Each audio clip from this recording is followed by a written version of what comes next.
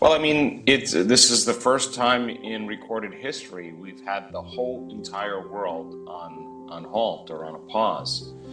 And if we are going to wake up, I think we need a wake-up call. And stepping into a place where there is uncertainty, we are stepping from what we know. Everything we know about ourselves and our lives is being challenged, and we're stepping into the unknown because every day it's more and more difficult to predict what's going to happen. And if you can't predict it, we're stepping out of familiar territory. And I'd like to see this as an opportunity for people to break from the normal routine of their lives. I mean, the entire world has been disrupted from their normal personal reality. They're not going to the same places and seeing the same people and doing the exact same things at the exact same time.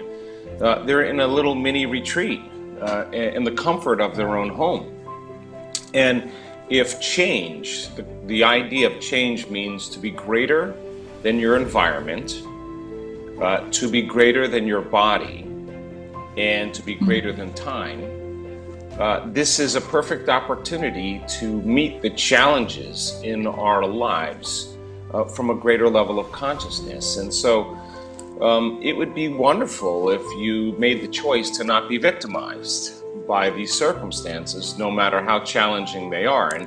And when we allow certain conditions or certain people or certain circumstances in our life to cause us to feel and think certain ways, and someone says, why are you upset or why are you unhappy? And you say, I'm unhappy because of the news, or I'm unhappy because of the current circumstances in my life. What you're unconsciously agreeing to is that something in your outer world is controlling your state of being, the way you think and feel. But our message is the way you think and feel produces outcomes in your life. So when you start applying those principles and you see that somehow you are creating some events in your life, every time you have a synchronicity or an opportunity or a serendipity, it's proof that you're beginning to align to a new future. So what a great opportunity to fill your brain with information and knowledge. You have the luxury of doing it in the comfort of your own home. So many people have fantasized about not going to work, and the whole entire world is working from home if they still have the privilege of work. And I just see it as a great opportunity to ask ourselves, who are we going to emerge as when this is all over, and who are we going to be? And you could go through this whole entire thing unchanged, or you can emerge from a different level of consciousness and awareness. And for me personally, I refuse to be victimized by these circumstances. And I think also people have to develop more of a intimate understanding and relationship with their body. I mean, we have an incredible innate intelligence in our body that really is constantly fighting viruses and bacteria, and just a little love, just a little gratitude, just a little inspiration. Our research shows that your immune system gets stronger. So if you're fearful, then you're actually weakening your own self to be more susceptible to those conditions in your environment. So it's a wake-up call. We have to understand to a greater degree that we are more unlimited than what we're told, that we have to change our beliefs, that if we live in fear of something getting us, what we fear has power over us. And when we're in that emotional state, we give it a lot of our attention. And where you place your attention is where you place your energy. So we have to be greater than our environment. We have to be greater than the normal unconscious programs that we don't have the power to heal in our body. And we have the time now, the luxury of time, to be more in the present moment, to get better at it. Yes, I think when people have this fear of death,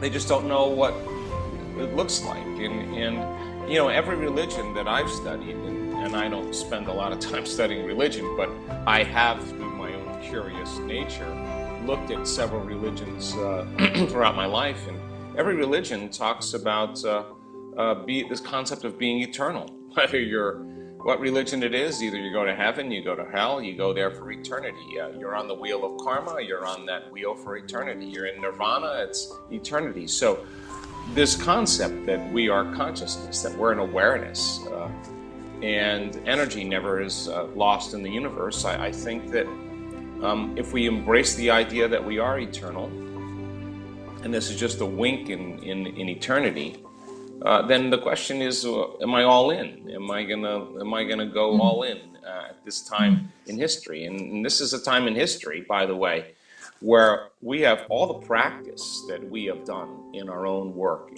all of the knowledge we've learned, all the meditations, all the transformations, all the inquiries, all the pushing ourselves past our limits, all the training and practice of heart coherence, brain coherence, is for times like these. These are the times where it matters the most. This is, now you have tools to self-regulate. You have tools. So changing your relationship with the understanding of death. Death is not a failure or the end. It's just a transition. So I just feel like when we confront that and we have a good conversation about it, and we really find the answers about it, I think we're more prone to be less fearful in our lives, and I think that's important.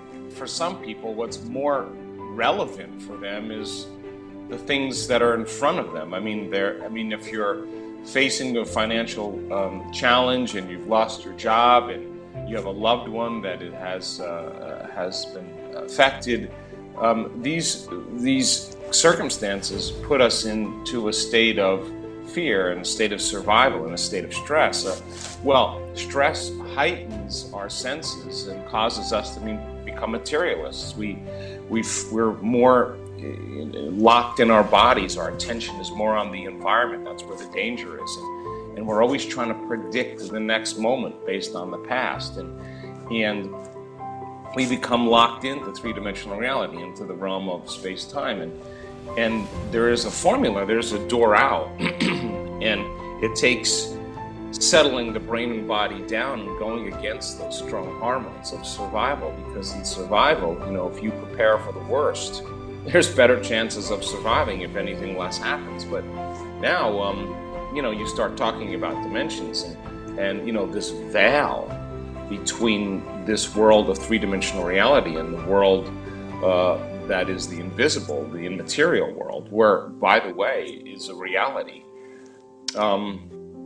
People are more open to it. The conversations that I just had with a scientist yesterday, who's a prominent researcher and scientist, is asking those same questions because we're not going to find them in just one area of science. It's going to take a greater understanding. So, we are dimensional beings living dimensional lives, and when the doors of dimension open to us, and we're privileged to see that, I think we begin to become less attached to this reality, and we don't have to die to have those experiences. In fact, there are latent systems in the brain that, once activated, cause you to get a glimpse of the unknown self, the part of you that you're unaware of, that is way bigger than what meets the eye.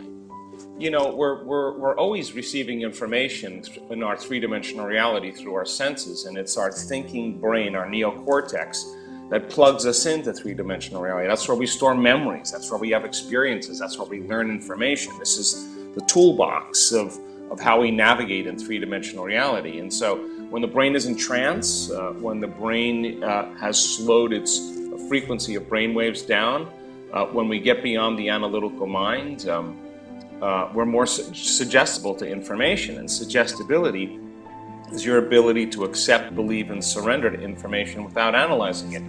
And that's what programs us subconsciously. That's what begins to program the autonomic nervous system to begin to make a pharmacy of chemicals to match what our intention is. But we can't do it in certain brainwave patterns. We can't do it in stress and survival. And yet, when we learn how to slow down the thinking brain and begin to self-regulate and slow our brainwaves down. And our eyes are closed in a meditation, and we're not getting up and eating and smelling and tasting and feeling. Music is filling the space of the environment around us. Our inner world starts becoming more real than the outer world, and as our brainwaves slow down and we can allow our body to feel safe enough to rest almost in a light sleep and keep our mind awake, there's a door. And that door then, by shutting down the neocortex, you're shutting down the memory bank of the known self, and you're losing track of your three-dimensional reality. You're losing track of space and time. Well, now you're still suggestible to information, but the information is not coming through your senses. The information is coming from frequency, because all frequency carries information.